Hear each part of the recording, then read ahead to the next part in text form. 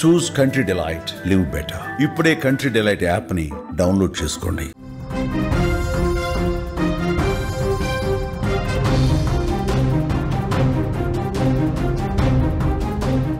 రాష్ట్ర వ్యాప్తంగా సంచలనంగా మారినటువంటి తుని ఘటన నిందితుడు నారాయణరావు చనిపోయాడు. అయితే నారాయణరావు ఎందుకు చనిపోయాడు? అవమాన భారంతో చనిపోయాడా, లేకుంటే చట్టానికి దొరికిపోయానని భయపడి చనిపోయాడా? పూర్తిగా నారాయణరావు చనిపోవడం ఇప్పుడు కొన్ని ప్రశ్నలకు తావిస్తుంది. ఎన్ని ప్రశ్నలకు తావిచ్చినా కూడా చేసిన తప్పుకి పాపం పండిందనేటువంటి వారే తప్ప సొంత కుటుంబ సభ్యులు కూడా ఈ యొక్క చావుని సమర్థించే పరిస్థితి లేదు. వారు కూడా చెప్తున్నారు. నారాయణరావు కోడలు కూడా ఆయన చనిపోతే మేమేం వెనకేసుకు రావట్లేదు, ఆయన చనిపోతే మంచిదే, కానీ చనిపోయిన విధానం పోలీసులు చెప్పిన దానికి కొంచెం వ్యతిరేకంగా ఉంది, ఆ డీటెయిల్స్ ఇస్తే సరిపోతుంది అంటుందే తప్ప ఇతను చేసినటువంటి ఆ దుర్మార్గపు పనులకి, ఆ కామోన్మాద పనులకి ఎవరు కూడా మద్దతు తెలపట్లేదు, పూర్తిగా ఖండిస్తున్నారు.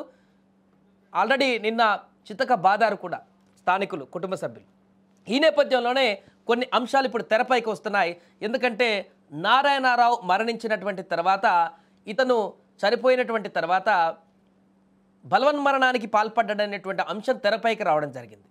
ఒకటి, తను కొంత రాజకీయ పలుకుబడి ఉన్నటువంటి వ్యక్తి, సమాజంలో అందరిలో మూవ్ అయ్యేటువంటి వ్యక్తి, పరిచయాలు ఉన్నటువంటి వ్యక్తి. ఇలాంటి వ్యక్తి ఒక్క రోజులోనే 2 తెలుగు రాష్ట్రాలలో కూడా సంచలనంగా మారాడు. సోషల్ మీడియా, మెయిన్ మీడియా అన్నిట్లలో కూడా తను వైరల్ అయిపోయాడు. ఫోటో, వీడియోలు అన్నీ. చేసిన తప్పు ఎంత దరిద్రంగా ఉందంటే అతను మరలా ఏ ఒక్క మనిషికి కూడా ముఖం తలెత్తుకొని చూపించేటువంటి పరిస్థితి లేనంతగా డ్యామేజ్ అయింది తన క్యారెక్టర్. అంత చండాల పని చేశాడు. విద్యార్థిని పైన, స్కూల్ విద్యార్థిని పైన ఇట్లాంటి దారుణానికి పాల్పడ్డటువంటి తాత వయసు ఉన్నటువంటి వ్యక్తి కాబట్టి ఇది కనీసం వినడానికి కూడా ఎబ్బెట్టుగా ఉండేటువంటి పరిస్థితికి దారితీసింది.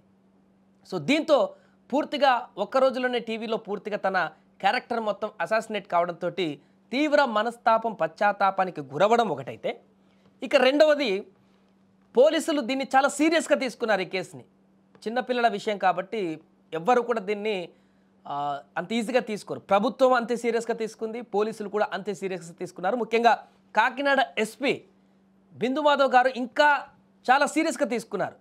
ఆయన చట్టం, నేరాల నియంత్రణ పట్ల చాలా స్ట్రిక్ట్గా ఉంటారు, చాలా వేగంగా నిర్ణయాలు తీసుకుంటారు, అత్యంత చురుకుగా దొంగలను కానీ నిందితులను కానీ పట్టుకోవడంలో వ్యూహాలు పన్నుతుంటారు. గతంలో త్రిపుల్ మర్డర్ కేసులో కూడా అలాగే ఛేదించి తను ఎంత యాక్టివ్గా, ఎంత స్పీడ్గా ఇలాంటి నేరగాళ్ళ భరతం పడతారనేది కూడా మన గతంలో కేసులను బట్టి చూస్తే తెలుస్తుంది. ఇప్పుడు కూడా ఈ యొక్క అంశం బయటికి వచ్చినటువంటి క్షణాలలోనే, వీడియో వైరల్ అయినటువంటి క్షణాలలోనే, గంటల వ్యవధిలోనే నారాయణరావు ఎక్కడున్నా పట్టుకోవడమే కాదు, ముఖ్యంగా ఎందుకంటే ఇక్కడ పోలీసులు పట్టుకోవడంతోనే బాధ్యత అయిపోదు.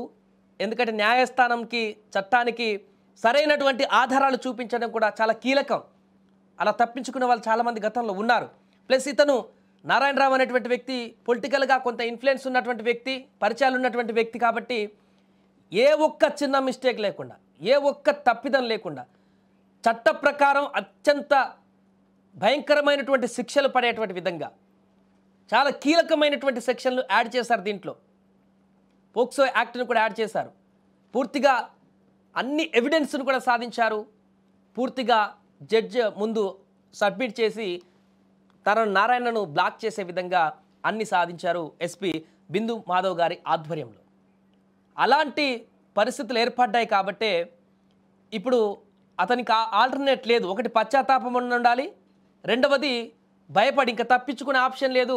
మొన్ననే నల్గొండలో ఒక కేసు తీర్పులో కూడా చూడడం జరిగింది. పోక్సో కేసు ఎంత భయంకరంగా ఉంటుందో, చిన్నపిల్లల విషయంలో చట్టాలు కానీ, ప్రభుత్వాలు కానీ, పోలీసు వ్యవస్థ కానీ ఎంత సీరియస్గా యాక్షన్ తీసుకుంటాయనే దానికి నిన్న నల్గొండలో ఒక కేసు ఎగ్జాంపుల్.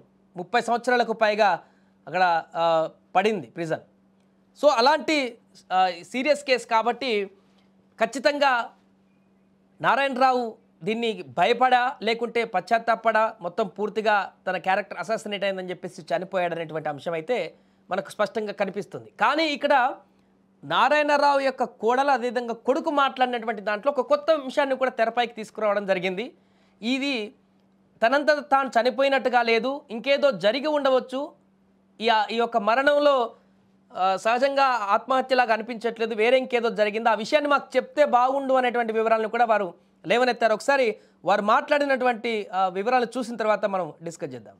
కానీ దిగి వాటర్లో దూకేశాడు. మ్యాక్సిమం ఏంటంటే ఆయన గౌరవం పోయిందని చెప్పేసి ఇలా చేసుకున్నాడేమో అని అన్నారు.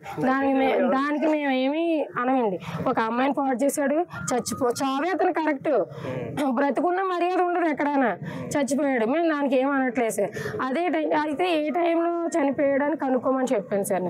మళ్ళీ ఆయనకి కాల్ చేస్తే 10:30 ప్రాంతంలో చనిపోయాడని.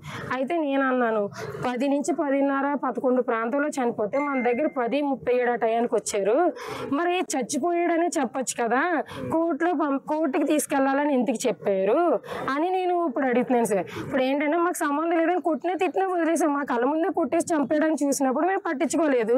ఇప్పుడు చచ్చిపోయినా మాకు సంబంధం లేదు సార్, మాతో ఎందుకు ఆ మాట అబద్ధం చెప్పారు అనేది మాకు కావాలి. కోర్టులో పంపించాలని చెప్పేసి తిరిగేసి మళ్ళీ చచ్చిపోయాడని అదే టైం చచ్చిపోవడం అంటే అది ఎలా అవుతుంది సార్? రూరల్ స్టేషన్ నుంచి ఇక్కడ టౌన్ స్టేషన్ తీసుకొచ్చారు. అక్కడ హైవే మీద విజువల్స్ ఉంటాయి, సీసీ కెమెరా విజువల్స్ ఉంటాయి. ఇక్కడ టౌన్ లోకి వెళ్ళేటప్పుడు రికార్డింగ్ కూడా ఉంది నా దగ్గర. టౌన్ లోకి వెళ్ళినప్పుడు సూసైడ్ కాదు సార్, ఇది సూసైడ్ కాదు. టౌన్ లోకి తీసుకెళ్లారు, టౌన్ లో తీసుకెళ్ళినప్పుడు అక్కడ కూడా కెమెరాస్ ఉంటాయి, ప్రతి దగ్గర ఆ స్టేషన్ వరకు కూడా కెమెరాస్ ఉంటాయి, స్టేషన్ దగ్గర కూడా కెమెరా ఉంటది. అంటే మాకు ఆ డౌట్ ఏంటంటే సార్, అలా కొట్టినప్పుడు స్టేషన్ లో బయట తిరిగిన మనిషి స్టేషన్ లో కూడా బయట రోడ్డు మీద తిరిగాడంట, అలాంటిది ఇప్పుడు అది ఎలా జరిగిందో తెలియదు సార్. ఇంకా ఎవరి మీద మాకు అనుమానం నేను చెప్పలేదు. ఎవరైనా వాళ్ళకైనా కష్టం చేశారా, ఎవరైనా ఉంటేనే కదా ఏం చేస్తారో, అది ఏం చేస్తారో మాకు తెలియాలి సార్. ఇప్పుడు ఆయన చనిపోయిన విధానం చూస్తే మాకు బాగోలేదండి. అది యాక్చువల్గా అయితే మేము బయటికి, ఆయన చనిపోయినా మేము బయటకి అనుమానాస్పదంగా ఉంది సార్ అది చనిపోయిన విధానం.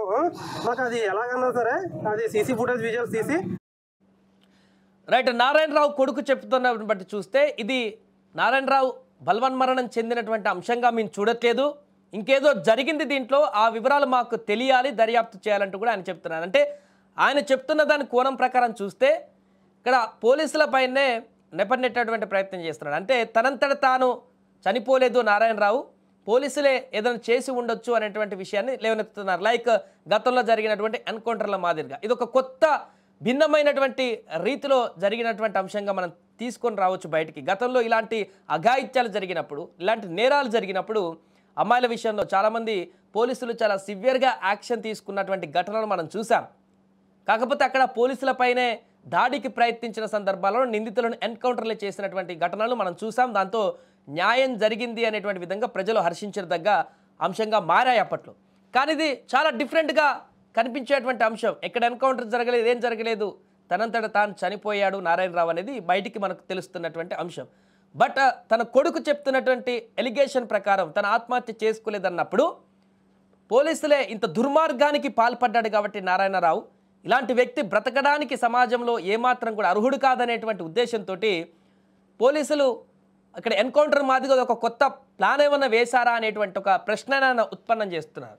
అలా అయినా కూడా ప్రజలు హర్షించేటువంటి అంశంగానే చెప్పుకోవచ్చు వాళ్ళ కొడుకుతో చెప్తున్న దాని ప్రకారం. ఎందుకంటే కోడలు కూడా మాట్లాడుతుంది, నారాయణరావు కోడలు ఏంటంటే ఆయన చనిపోయినా కూడా మేము పెద్దగా పట్టించుకోము, ఆయన చేసిన పని అలాంటిది, దుర్మార్గం అలాంటిది, అతనికి చావే సరైనటువంటి శిక్ష అన్నట్టుగానే ఆమె మాట్లాడుతుంది. బట్ మాకు అసలు విషయం చెప్తే అయిపోతుంది కదా ఇక్కడ అనేటువంటి వివరాలని కూడా ఆమె చెప్తున్నారు.